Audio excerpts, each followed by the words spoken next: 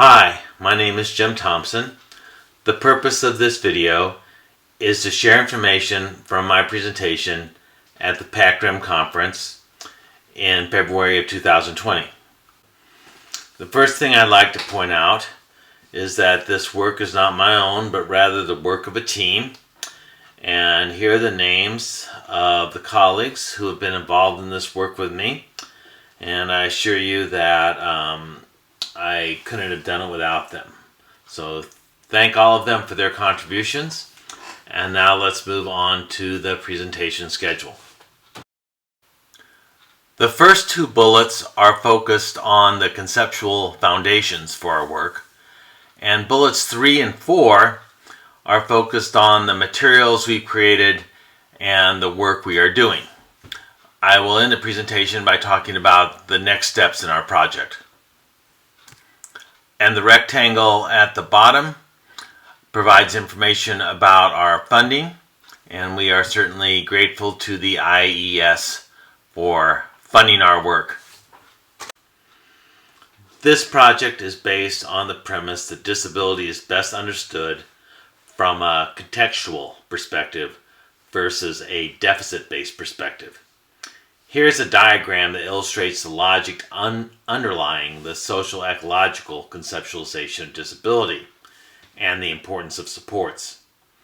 As you can see, disability is understood as a mismatch between personal competency and the environmental demands that the person is operating in. In the case of this project, we're talking about the personal competency of students. So a student's strengths and current skills, and if those skills are not in alignment with the demands of their environment, and for this project we're talking about the school and the classroom, so if there's a poor alignment or a mismatch between the student and the demands of the school and the classroom, and we include intellectual demands, physical demands, and social demands in that environment, then disability is evident. So, disability is evidenced by a mismatch between personal competency and the demands of school and classroom, and this mismatch creates more intense needs for support. The purpose of supports are to reduce the mismatch. Indeed, if supports reduce the mismatch, we can say they are supports, but if they don't reduce the mismatch, then they really aren't supports. Some supports improve the competency of the person by building on strengths and or addressing relative limitations by teaching new skills. Other supports change the demands of settings and the activities so that the environment is more accessible. And still other supports both improve both the competency of the student and the accessibility of the environment. The key thing to remember is that supports are provided to reduce the mismatch between the person and the environment. Thus, it's critical to know how to plan, implement, monitor, and evaluate supports. But the importance of supports is more than just theoretical. It is embedded in the federal special education law known as the IDEA, Individuals with Disabilities Education Act. Let me explain quickly what the law requires. First, in order to be eligible for special education services, a student must have characteristics that are consistent with or associated with one of the 13 disability categories listed in the federal law. These disability categories are all focused on identifying specific deficits and have very little to do with supports. But we need to understand that the 13 disability categories are there because they serve a gatekeeping function. Once one is determined to be eligible for special education services, then supports come into play. All children eligible under IDEA are entitled to an IEP. In fact, an IEP must be developed for any child who is eligible. The IEP specifies the learning goals for a student and stipulates the services to be provided.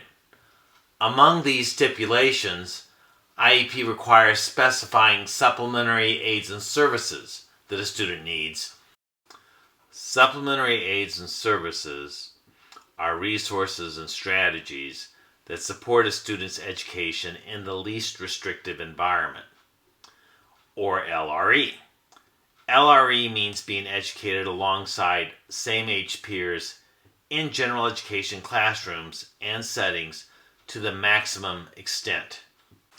So what is the maximum extent?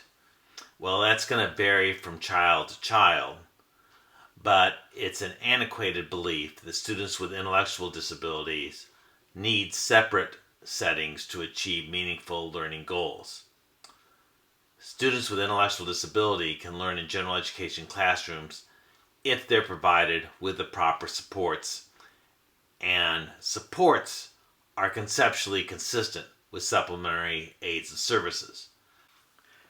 In IEPs, supplementary aids and services are often identified using single terms or short phrases such as accommodations, modifications, or assistive technologies. What we are interested in doing in this project is providing a means for educators to identify specific supports to help a child learn and participate in the general education classrooms. We believe that identifying these more specific supports is a practice that is truly consistent with the intent of the federal law. We created a systematic supports planning process for educators to use, and we wanted to get their feedback on it so that we could improve it.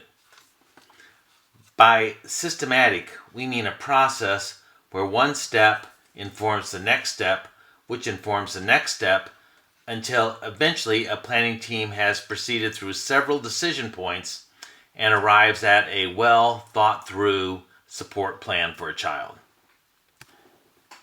In our focus groups, with 33 educators, we wanted to learn how they currently plan and arrange and implement and monitor and evaluate supports.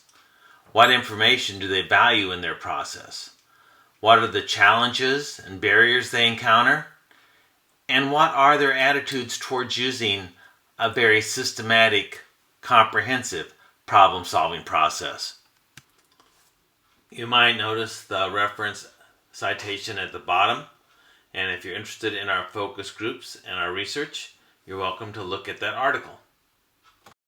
As you can see on the slide, we conducted 6 focus groups with 33 educators.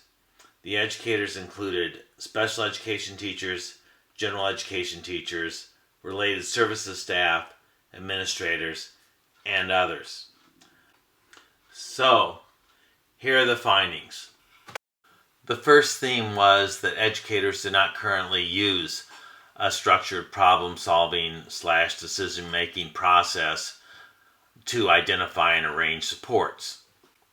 Supports planning was mostly informal, and it depended on a wide range of contextual variables.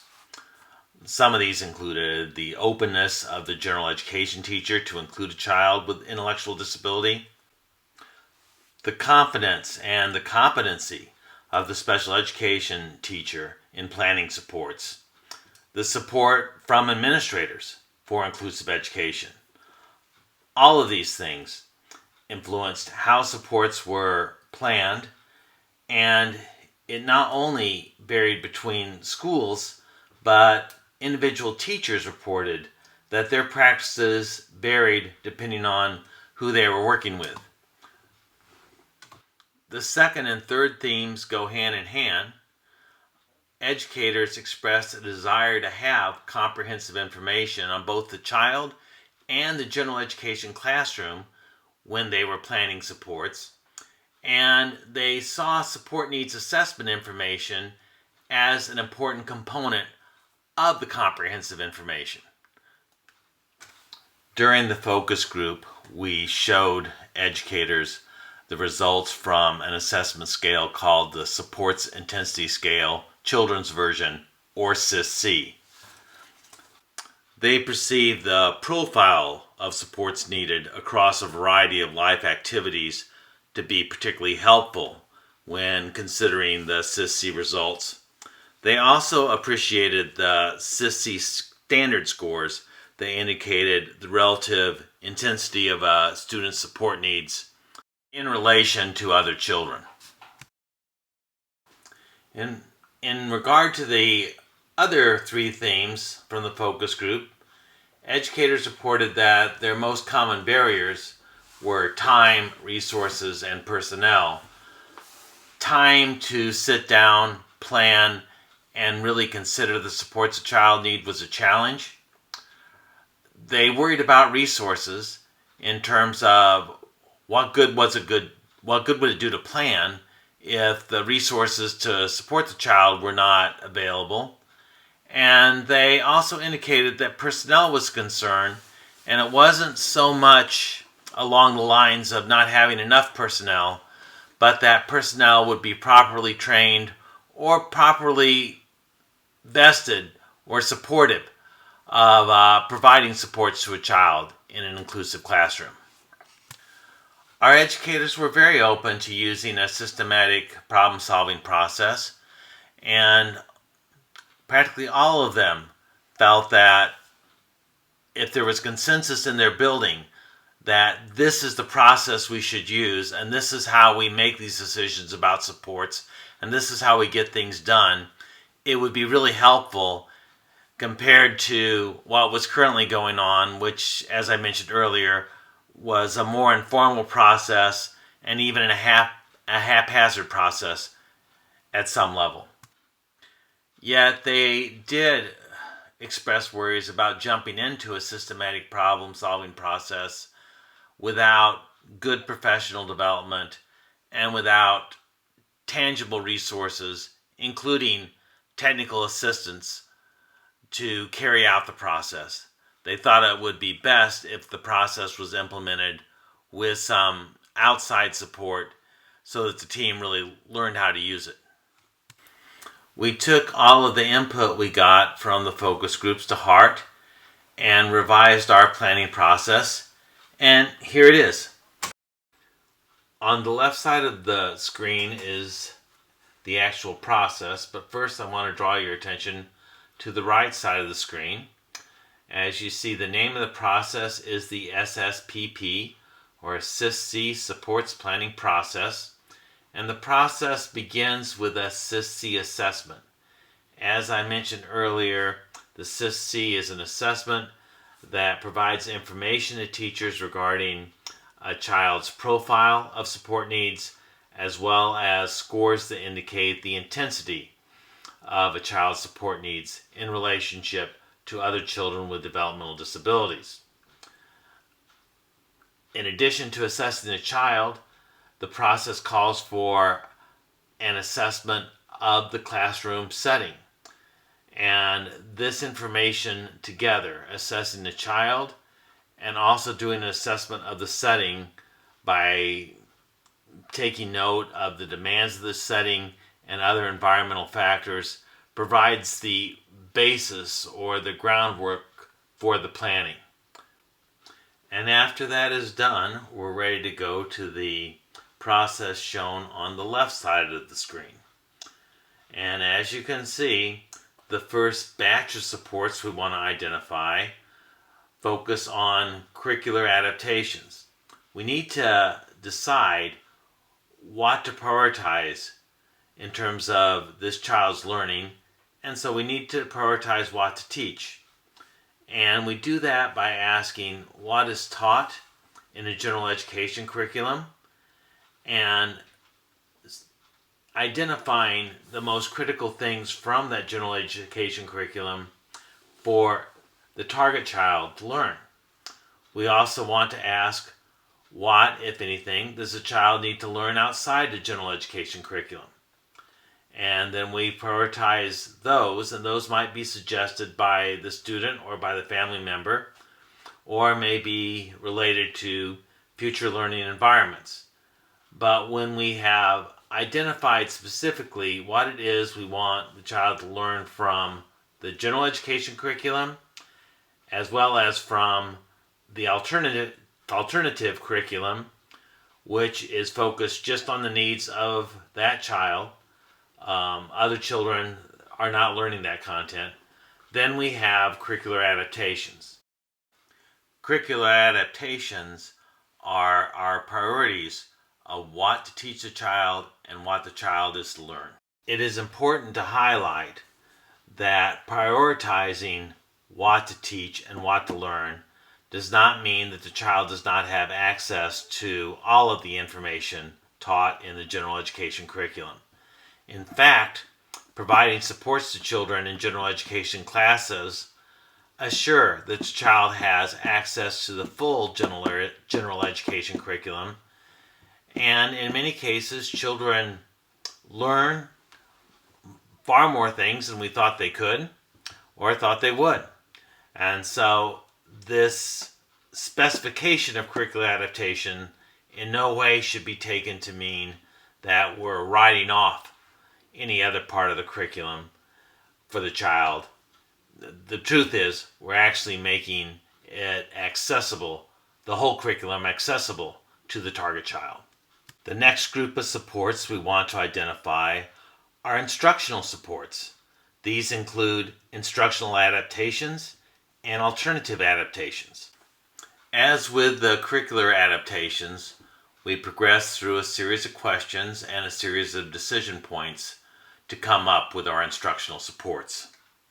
The key is to determine what pedagogies are used in the general education instruction and how to assure that these are accessible to the target student, and how to embed evidence-based practices from the special education field to make sure the student's learning progresses at an optimal level.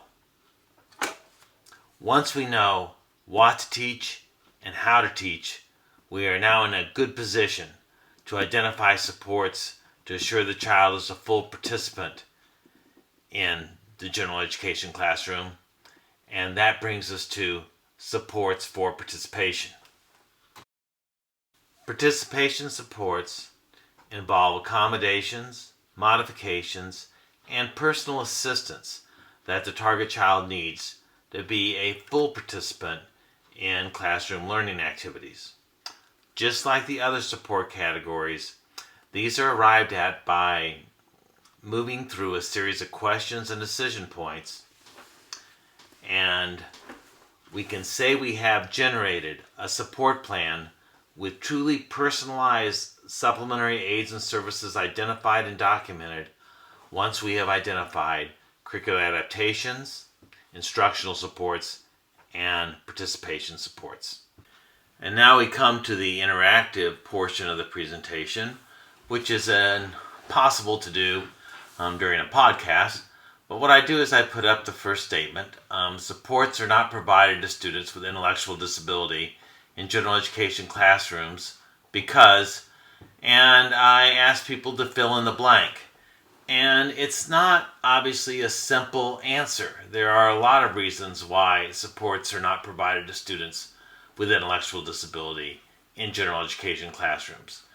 But our project is just trying to address a piece of the answer, which is that educators may not be sure what supports would work for a child, and they don't have a basis on which to ground their opinions or arrive at consensus about supports. And that is what our project is trying to do. We are trying to provide a process which gives educators some good clues, some good ideas about the universe of supports that might work for a child, and provides a basis to go through a decision-making process where they can arrive at consensus as an educational team on a supports plan. The second statement is a little bit more difficult for educators to fill in the blank. I get sort of quizzical looks sometimes when I ask this question. But it's something I feel strongly about and is something our project is definitely based on. That the best way to make educators aware of supports that would work is to simply engage them, involve them in a systematic process that results in identifying what support students need. I want to engage educators in a process where they use their imagination, where they problem solve, where they get vested in the outcomes of their decision. Because I feel if people take ownership of the supports that are provided to a child, those supports will have the very best chance of working. And if someone from the outside says, try this support or try that, it may be accepted or it may not. But what would really be transformative is a process that encourages educators to be creative problem solvers and use their expertise, which is considerable. They know the child better than anybody else in an educational setting, and they really do have a deep reservoir of practices that they've seen effective over time. And so involve educators in identifying the supports, and I'm convinced that the supports will be implemented more effectively, and eventually educators will arrive at the perfect supports for a child in a general education classroom. So with that said, it's important for us now to consider how will we know if supports are effective.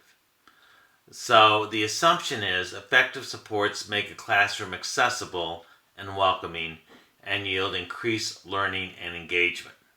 If that statement is true, then the evaluation of supports needs to focus on the extent to which the classroom is accessible and welcoming, and needs to focus on whether there's evidence that learning and engagement are occurring at a satisfactory level. So, the lesson here is don't tell me what you're doing in terms of supports and provide me a list of supports to indicate that you're providing supports to children that are effective in general education classrooms. What I want to know about is, as a result of providing those supports, is the child engaged in participating and is the child learning? Remember, the purpose of supports is to reduce the mismatch between the student and classroom demands. Supports are evidenced by their outcomes. When there is evidence that the mismatch has been effectively addressed, we can conclude that good supports are in place. When the student is fully engaged in classroom learning activities and is growing educationally, we know that the student is receiving the supports that he or she needs. The bottom line is that if the planning process is useful, effective supports will be evident, unless the problem lies in the implementation of the process, not in the process itself. The process could be beautiful, but if people don't implement it correctly, it may not yield desirable results. And if you're wondering who that man is, that is Mr. Negative. He is a character in the Spider-Man comics, or the Spider-Man graphic novels, as some of us would prefer they be referred to. But I digress, and it's one thing to digress in a live presentation, it's another to digress in a podcast. But what this is all leading to is, in this project, we need to look at the outcomes of supports. We need to look at the fidelity of implementation of our systematic process. We need to look at teacher behaviors. Do teachers change as a result of the planning process? Does how they plan supports and how they implement supports and even their attitudes towards supports in the classroom, do these things change? And finally, we also have to look at the social validity of the process. Do teachers adapt it into their practice? How satisfied are they with using it? It could be implemented with great fidelity. They could even understand that it produces great outcomes. But unless they believe in it, and unless they want to incorporate it as part of their practice, it really is not that useful. So that's what social validity refers to. The extent to which teachers embrace the process, as well as other stakeholders, including the school administrators, including the parents, and including the children themselves. So we're looking at social validity from a variety of stakeholder perspectives. This slide here provides a timeline of our project. In its first 3 years, we are interested in investigating the extent to which a supports planning process that was implemented with fidelity yielded effective supports, as evidenced by indicators of positive engagement and achievement of learning goals. We are also interested in teacher behavior, how their practices change after using a systematic process, and educator satisfaction with the process. In the final year, we will be evaluating how difficult it was for teachers to implement the process with fidelity without assistance from a research team. We are also interested in the extent to which student achievement and engagement were evident when teachers implemented the process, as well as educator satisfaction with the process and their enthusiasm for continuing it. We are currently in the first year and a half of the project, and right now the SSPP is documented through a series of forms. I'm going to show you those forms on the following slides. The black text is information that's on the planning form. The red text is information that a teacher team is entering for the first time. When you see green text, that's information that is auto-populated. And so after teachers enter red text, later in a different form, it will become green text. Because as I mentioned earlier, one step in the process informs the next step, which informs the next step. And as you see at the end, one has a systematic support plan for a child that has been developed, and the last form has all green text on it except for 2 columns which call for due dates and implementation dates. So as we go through, this will become clear, but the red text is entered for the first time, and the green text is text that has already been entered and is now auto-populating in another form farther along down the process. The blue text you see are hyperlinks that lead teachers to other documents to get more information about something. Eventually, we will have an app instead of these forms. These forms will become the basis for the app, and we can't wait until we have an app because right now the forms are rather cumbersome. But we believe that the app will make the process far more streamlined, but we wanted to find out first what was good and bad about the process before we invested a lot of time and energy in creating an app. Curricular adaptations are our first class of supports to figure out. In the left-hand column, the support planners need to capture the expectations from the general education curriculum. Notice that the text is not super formal. We are not asking people to identify every state standard that is being addressed in the class.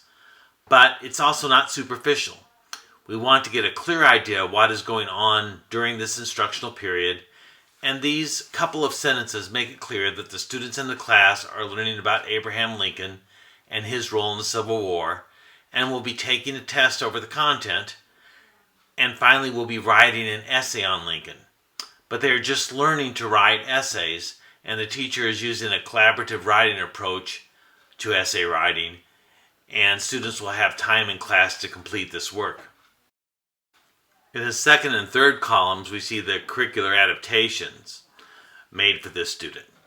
The student will be accountable for less information on the unit and will be asked to respond orally to true-false questions instead of the range of test responses required of other students. The test questions will be developed by the teacher with the target student in mind. The target student is going to be responsible for creating a PowerPoint instead of an essay, but the PowerPoint follows the same outline as the other students' essays. And the target student will be provided with assistance, which will be gauged according to need, just like other students.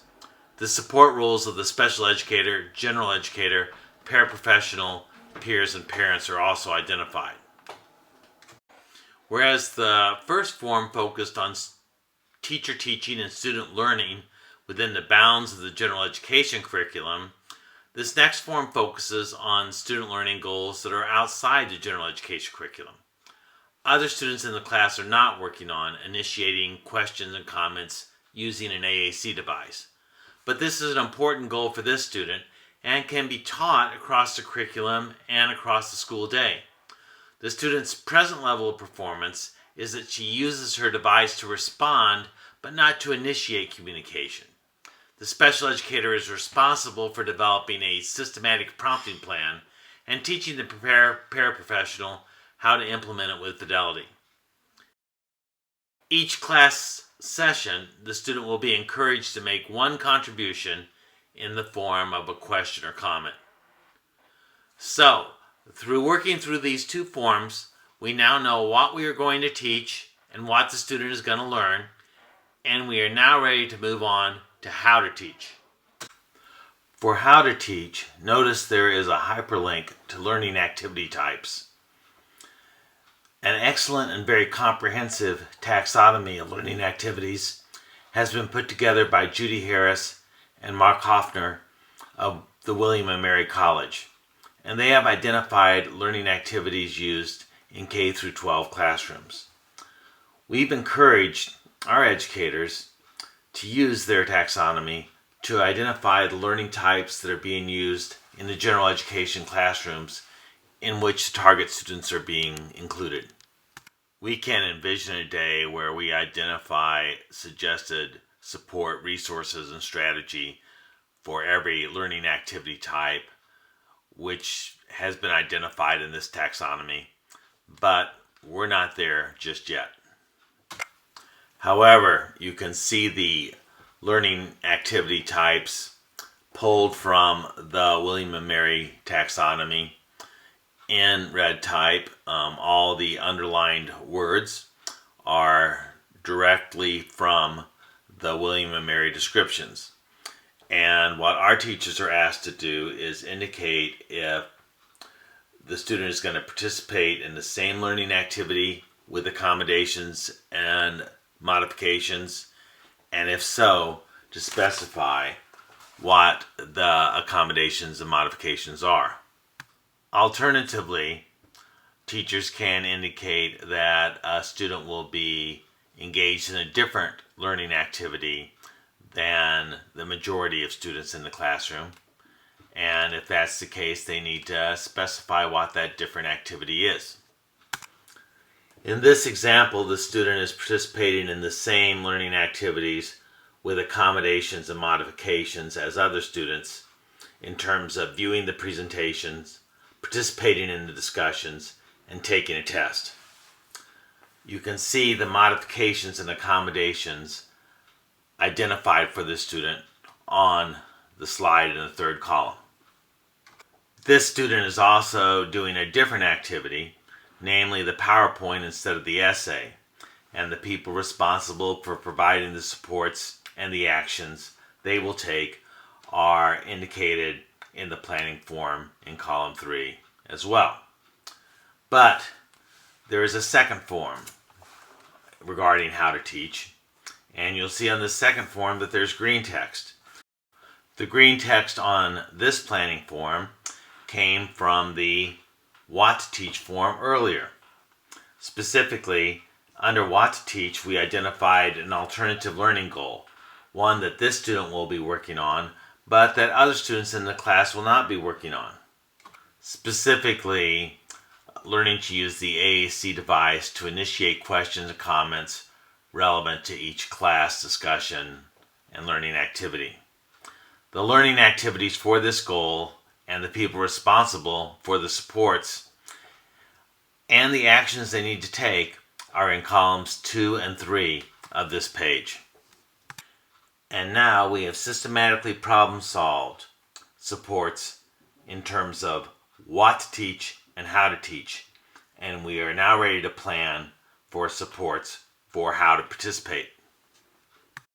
The How to Participate planning form includes all sorts of green text from the earlier planning forms. And what teachers are required to do is think through who needs to do what to ensure the student's successful participation and learning, and concisely but clearly write this down. The How to Participate form also includes a space to note other considerations that haven't been referred to in the previous two planning forms. And in this case, you can see that peer supports will be used to help the student gather the materials they need for each class session and return those materials to the proper place. And so, by moving through these planning forms, one now generates the Master Support Plan, the SSPP. And you see that auto-populated are the supports a child will need in regard to what to teach, how to teach, and how to participate. And the people responsible are aligned with each support. So the final task for the teacher team is to review this plan. Do the supports that we identified in the earlier forms, do they make sense as a gestalt, as a collection of supports? And if they do, how are we going to follow through to make sure the supports get in place? And there are due dates that teachers should have the work done, so the support should be all ready to go by the due date. And then there are actual implementation dates when the child will actually be using the support in the classroom. So there you have it. The teacher team has created a personalized student support plan. And it is a beautiful thing because now teachers know why a student is being included, what the student is supposed to learn in a general education classroom, and how the student needs to be supported to achieve their learning goals.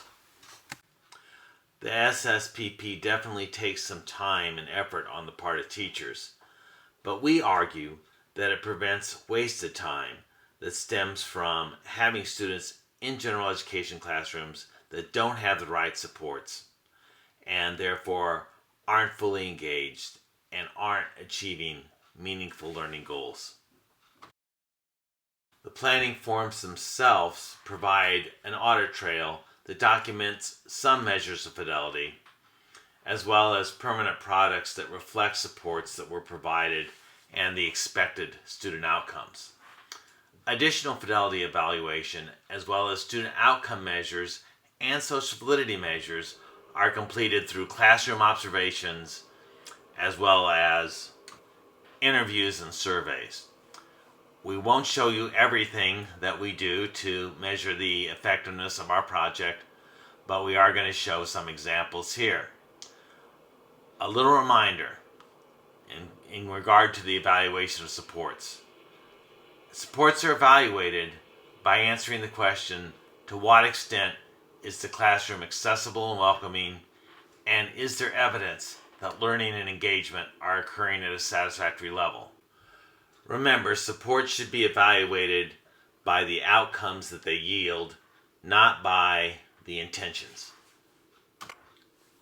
To evaluate engagement, we conduct biweekly observations of students, and you can see the items that we are focusing on. We observe the student for 1 minute and then record the observation and make any notes. We do this 4 times during a 20-minute observation, so we have repeated measures of engagement throughout the semester. If the supports are working as intended, the student will be highly engaged in the classroom learning activities. Here's our scale for goal attainment. Just like for engagement, we observe the student on a biweekly basis and record what we see. The observer knows what the learning goals are for the lesson and for the student when they're completing this form. And collecting repeated measures over time will provide a good evaluation of the extent to which supports are promoting learning in the classroom. We also conduct weekly teacher surveys and interviews. You can see here are some of the quantitative questions on the survey. In the teacher's view, did the student have multiple means of engagement, multiple means of representation, and multiple means of action and expression? If supports are in place and if they're good supports, the student should have all of those things, and teachers ought to be able to confidently say that this was provided to them. We also survey teachers to collect qualitative information. We want to know from their perspectives, are the supports in place? Are people doing what they said they would do, as indicated on the support plan? As a result, are the supports aligned with the expectations of the teachers?